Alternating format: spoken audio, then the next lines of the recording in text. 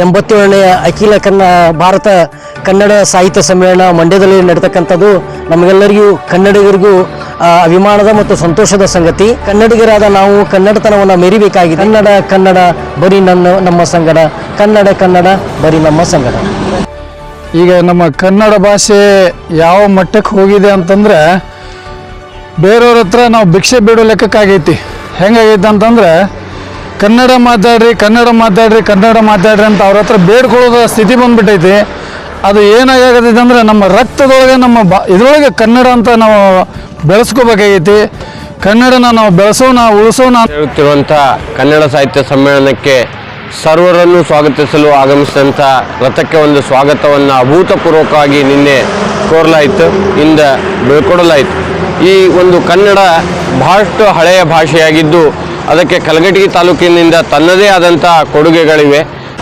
ಬಹುಶಃ ಬರುವ ದಿನಗಳಲ್ಲಿ ಈ ಒಂದು ಭಾರತ ಕನ್ನಡ ಸಾಹಿತ್ಯ ಸಮ್ಮೇಳನ ಏನಿದೆ ಇದರೊಳಗೆ ಕಲಘಟಗಿಯವರು ಒಬ್ಬರು ಸರ್ವಾಧ್ಯಕ್ಷರಾಗಿ ಆಯ್ಕೆ ಆಗಬೇಕು ಅನ್ನೋದು ನಮ್ಮ ಕಲಘಟಗಿ ತಾಲೂಕಿನ ಎಲ್ಲರ ಒಂದು ಆಶೆಯಾಗಿದ್ದು, ಆ ನಿಟ್ಟಿನಲ್ಲಿ ನಮ್ಮ ಕಲಘಟಗಿ ತಾಲೂಕನ್ನು ಪರಿಗಣಿಸಬೇಕಂತೇಳಿ ನಾಡೋಜ ಮಹೇಶ್ ಜೋಶಿ ಅವರಲ್ಲಿ ನಾನು ವಿನಂತಿಯನ್ನು ಮಾಡ್ಕೋತೀನಿ. ಪ್ರಕಾರ ಇವತ್ತು ನಮ್ಮ ತಾಲೂಕು ಮಟ್ಟದಾಗ ಏನೈತಿ, ಮಾನ್ಯ ಜಿಲ್ಲಾಧಿಕಾರಿಗಳು ಆದೇಶ ಮಾಡಿರೋ ಪ್ರತಿಯೊಂದು ತಾಲೂಕು ಆಡಳಿತ ಅಧಿಕಾರಿಗಳು ಪೂರ್ವಭಾವಿ ಸಭೆಗಳನ್ನ ಕರೆದು ಮನಸೂಚನೆಯಂತೆ ಆ ರಥವನ್ನು ಅಗದಿ ಅದ್ದೂರಿಯಾಗಿ ಸ್ವಾಗತ ಮಾಡಿ ಕಳ್ಸ ಅಂತ ಹೇಳಿದ್ರೆ. ಆದರೆ ಇವತ್ತು ನಮ್ಮ ತಾಲೂಕಿನೊಳಗೆ ಏನು ನಡೆಯತ್ತಪ್ಪ ಅಂದ್ರೆ ಪ್ರತಿಯೊಂದು ನೀವು ಜಯಂತಿಗಳು ಬರ್ತಾವೆ ಮತ್ತು ಯಾವುದೇ ಒಂದು ಸಭೆ ಸಮಾರಂಭಗಳಲ್ಲಿ ತಹಸೀಲ್ದಾರ್ ತಾಲೂಕು ದಂಡಾಧಿಕಾರಿಗಳು ಹೇಗೆ ನಾಮಕಾವಸ್ಥೆ ಮಾಡಿಕೊಂಡು ನಾಳೆ ಐತಂದ್ರೆ ಇವತ್ತು ಮೀಟಿಂಗ್ ಕರೆಯೋದು ಮತ್ತು ಇವತ್ತು ಸಾಯಂಕಾಲ ಐತಂದ್ರೆ ಬೆಳಗ್ಗೆ ಫೋನ್ ಹಚ್ಚೋದು. ಇವತ್ತು ಸಾಹಿತಿಗಳು ಮತ್ತು ಹೋರಾಟಗಳಿಗೆ ಭಾಳ ಬೇಸರವಾದಂಥ ಸಂಗತಿ ಆಗೈತಿ. ಇವತ್ತು ಮುಂದಿನ ದಿನಮಾನಗಳಲ್ಲಿ ಯಾವುದೇ ರೀತಿ ತಾಲೂಕು ಆಡಳಿತ ಇದೇ ರೀತಿ ಮುಂದುವರೆದ್ರೆ ನಾವು ಕರ್ನಾಟಕ ಸಂಗ್ರಾಮ ಸೇನೆ ಹಾಗೂ ಕನ್ನಡ ಸಾಹಿತ್ಯ ಪರಿಷತ್ತು ಮತ್ತು ಮಕ್ಕಳ ಸಾಹಿತ್ಯ ಪರಿಷತ್ ಎಲ್ಲರೂ ಕೂಡಿ ಒಂದು ಉಗ್ರವಾದ ಇಲಾಖೆ ವಿರುದ್ಧ ಹೋರಾಟವನ್ನು ಮಾಡ್ತಿದ್ದೇವೆ ಅಂತ ನಿನ್ನೆ ದಿವಸ ನಮ್ಮ ಕಲಘಟಗಿ ಪಟ್ಟಣಕ್ಕೆ ಕನ್ನಡ ಸಾಹಿತ್ಯ ಪರಿಷತ್ತಿನ ರಥ ಆಗಮಿಸಿದ್ದು ಭವ್ಯ ಸ್ವಾಗತ ಮುಖಾಂತರ ನಮ್ಮ ಕಲಘಟಗಿನ ಎಲ್ಲ ಅಧಿಕಾರಿ ವೃಂದದವರು, ಎಲ್ಲ ಕನ್ನಡ ಸಾಹಿತ್ಯ ಪರಿಷತ್ತಿನ ಪದಾಧಿಕಾರಿಗಳು ಮತ್ತು ಶಿಕ್ಷಕರು, ಸಮಸ್ತ ನಮ್ಮ ತಾಲೂಕಿನ ಜನತೆ ಒಂದು ಅದ್ದೂರಿಯಾಗಿ ಸ್ವಾಗತವನ್ನು ಮಾಡಿಕೊಡ್ತು. ಅದೇ ರೀತಿ ಇವತ್ತಿನ ದಿವಸ ಕನ್ನಡ ರಥವನ್ನು ಅದು ರಾಜ್ಯಾದ್ಯಂತ ಸಂಚರಿಸುವುದರಿಂದ ಅದನ್ನು ಇವತ್ತು ನಾವು ಬೀಳ್ಕೊಟ್ಟಿದ್ದೇವೆ. ಕನ್ನಡ ಭಾಷೆಗೆ ಸಾಕಷ್ಟು ಸಾವಿರಾರು ವರ್ಷಗಳ ಇತಿಹಾಸ ಐತಿ. ಅದರ ಪಾಶ್ಚಿಮಾತ್ಯ ಅನ್ಯ ಭಾಷೆಗಳ ಪ್ರಭಾವದಿಂದ ಕನ್ನಡ ಭಾಷೆ ಎಲ್ಲೇ ಮರೆಮಾಚ್ತಾ ಇದೆ.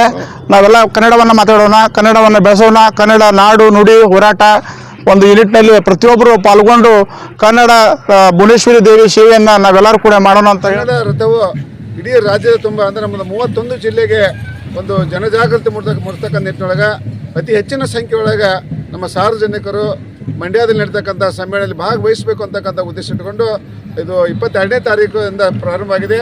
ಅದು ಉತ್ತರ ಕನ್ನಡ ಜಿಲ್ಲೆ, ಆಮೇಲೆ ಹಾವೇರಿ ಜಿಲ್ಲೆ, ಗದಗ ಜಿಲ್ಲೆ ಮುಗಿಸ್ಕೊಂಡು ಇವತ್ತು ಬೆಳಗ್ಗೆ ಅಣ್ಣಿಗೇರಿಗೆ 11 ಗಂಟೆಗೆ ಆಗಮಿಸಿತ್ತು.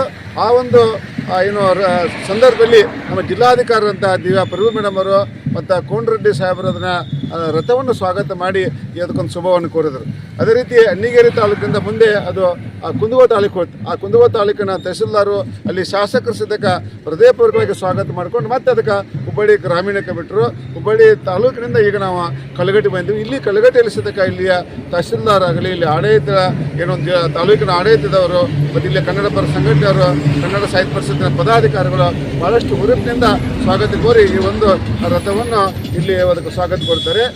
ಯಾಕಂದ್ರೆ ನಾವು ನಮ್ಮ ಶಿಕ್ಷಕರ ಬಳಗ, ನೌಕರರ ಬಳಗ ಹಾಗೂ ನಮ್ಮ ಕನ್ನಡ ಸಾಹಿತ್ಯ ಪರಿಷತ್ತಿನ ಎಲ್ಲ ಪದಾಧಿಕಾರಿಗಳು ಸದಸ್ಯರು ಕೂಡಿಕೊಂಡು ಆ ರಥವನ್ನು ಬರಮಾಡಿಕೊಂಡು ಪೂಜೆಯನ್ನು ಸಲ್ಲಿಸಿ ಅದನ್ನು ಬೀಳ್ಕೊಡುವಂಥ ಕೆಲಸ ಕಾರ್ಯಗಳನ್ನು ನಮ್ಮ ಕಲಘಟಗಿ ತಾಲೂಕಿನಿಂದ ಮಾಡಿದ್ದೇವೆ. ನಮಗೆ ಬಹಳಷ್ಟು ಸಂತೋಷವಾಗಿದ್ದರಿಂದ ಅದರ ಬಗ್ಗೆ ಹೆಚ್ಚಿನ ಒಂದು ಖುಷಿಯನ್ನು ತಂದಿದೆ. ವಂದನೆಗಳು, ಅಭಿನಂದನೆಗಳು, ನಮಸ್ಕಾರ.